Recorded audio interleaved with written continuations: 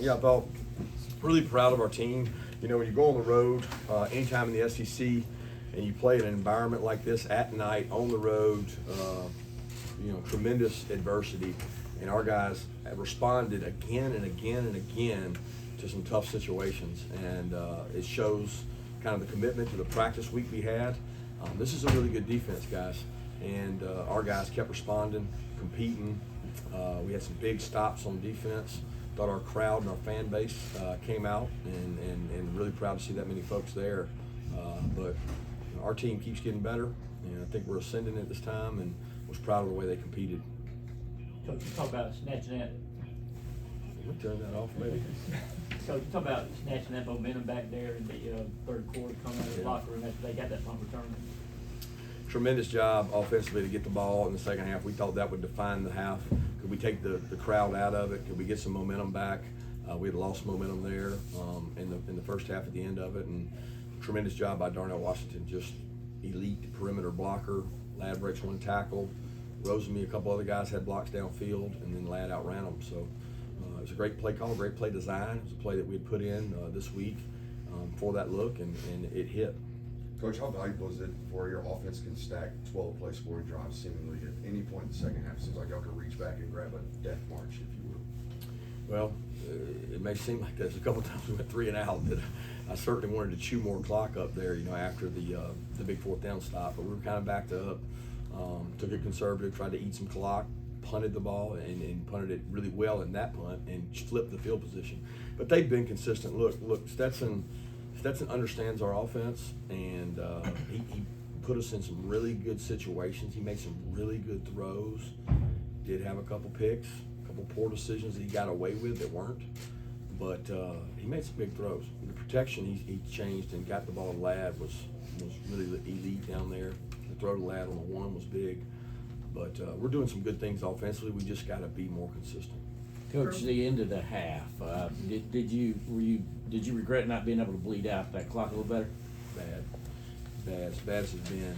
We discussed it before we went out there, and we were going to throw a screen on first down, which is a chance to get it going. You know, you hit Ladd right there, and you get it going. The clock's running, and the decision there, once we hit Ladd, we thought, okay, we're going to go 2 minute and try to get it going. Then we threw it incomplete, and then the decision was to run the ball, and we called a run, but it has an option of throwing it, and that goes back to, you know, maybe us reining it in some, not putting so much on Stetson. It was quarterback draw with the option to throw it, and then once we threw it, now we got problems. We got a punt. You know, they only have 1 timeout, so we had 3 timeouts, and usually you want to play that aggressive and use that, and it backfired on us. And we also protected on the punt, thinking they'd rush it, and we didn't have but 1 gunner in.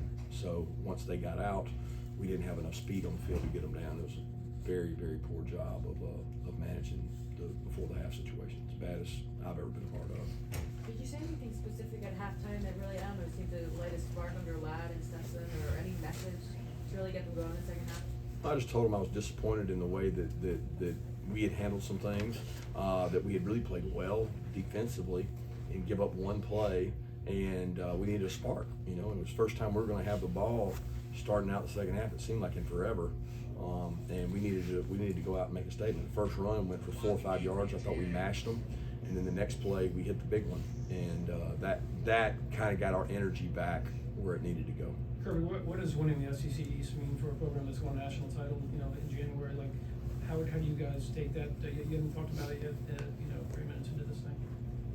Yeah, we didn't really talk about it in the locker room. I mean, that was not our goal or our intention. You know, that was not what we came over here to do. We came over here to beat Mississippi State, and we're going to go try to beat Kentucky next week. And those are things that come because of it, and we acknowledge that. But it's 1 step at a time, man. You can't get ahead of yourself in this league. You look across this league, playing on the road is difficult and hard, and this is a tough place to play.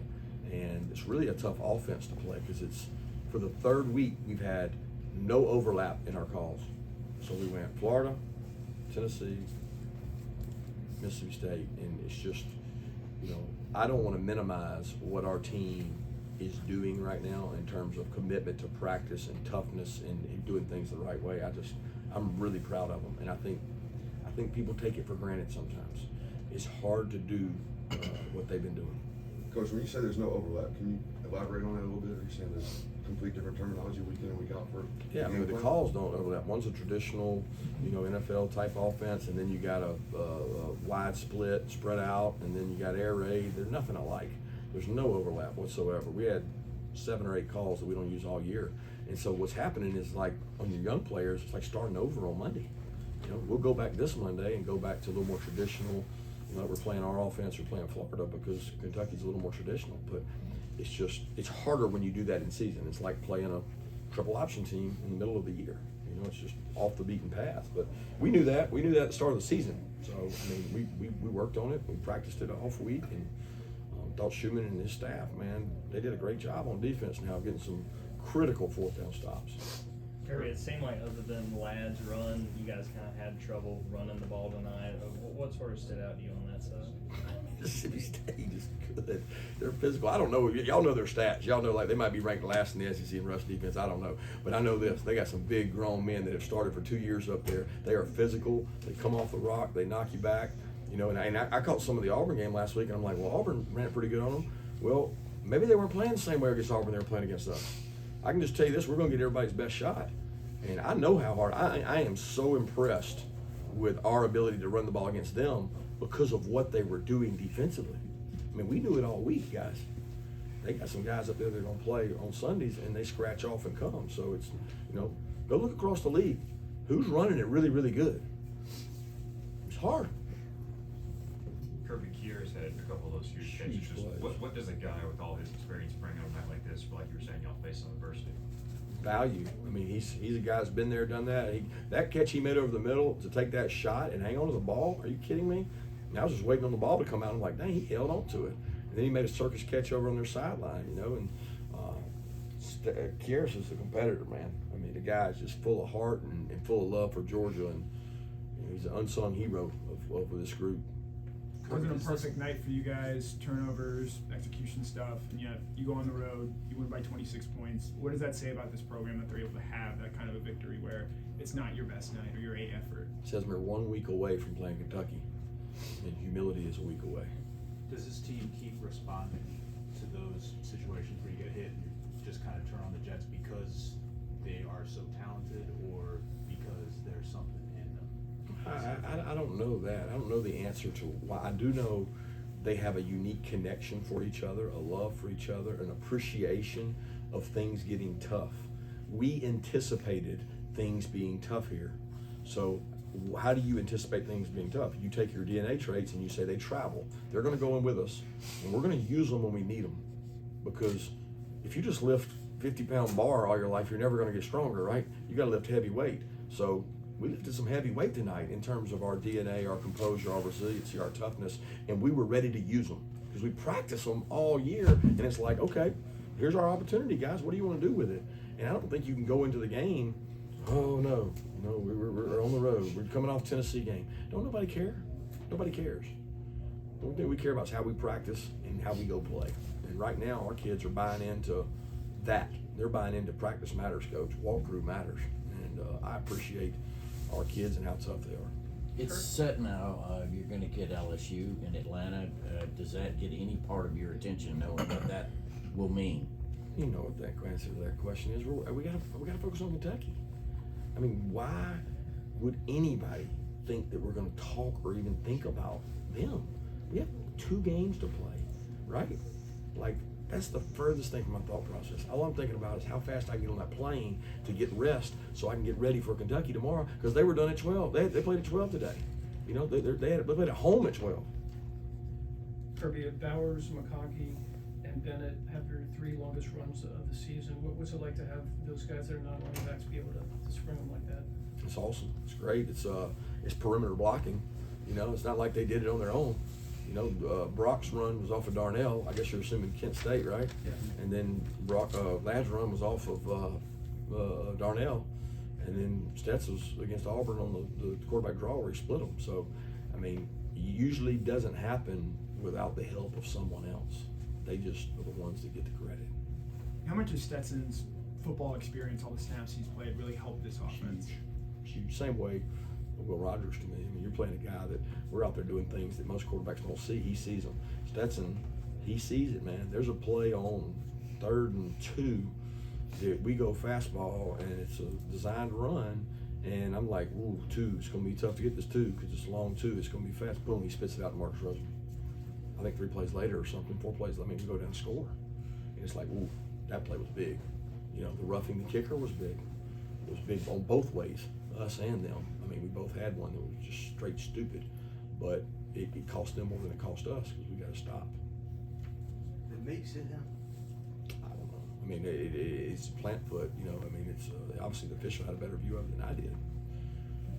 You talk about what happened to Bullard?